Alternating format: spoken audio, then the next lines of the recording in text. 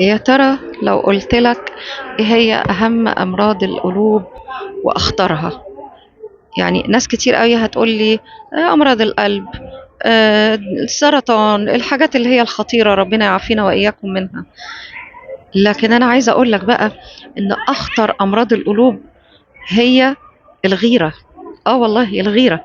الغيرة لما بتتمكن من القلب والعياذ بالله تكون صعبة. بت مش بتضيع صاحبها وبس، لا ده بتضيع صاحبها وبتضيع البني آدم اللي انت غيران منه.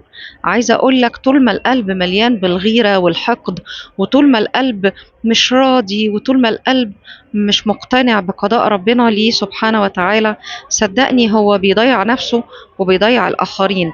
ليه بقى؟ يعني ربنا سبحانه وتعالى ذكر لنا في القرآن الغيرة بأشكال كتيرة قوي، زي مثلا إخوة سيدنا يوسف عليه السلام.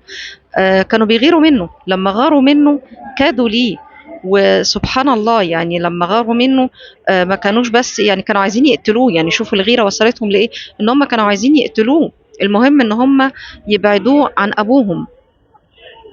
الغيرة في حاجات كتيرة قوي ذكرت في القرآن. الغيرة في حاجات كتيرة قوي بوظت حياة، قتلت ناس. بنات كتيرة قوي للأسف الشديد. في الفترات اللي فاتت سمعنا إن بنت بتغير من صاحبتها قتلتها. إن حد غار من صديقه قتله.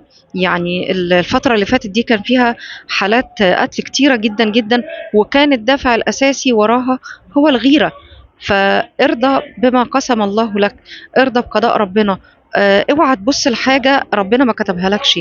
ربنا سبحانه وتعالى قال لك لا تمدن عينيك. يعني ايه لا تمدن عينيك؟ يعني بلاش تبص على اللي في ايد غيرك، لان اللي في ايد غيرك انت في ايدك حاجة تانية هو مش في ايده. فاوعى تبص على حاجة ربنا اداها لحد ما اداهالكش، وادالك حاجة ما ادالهوش. فبلاش ان انتوا تبصوا على حاجة غيركم.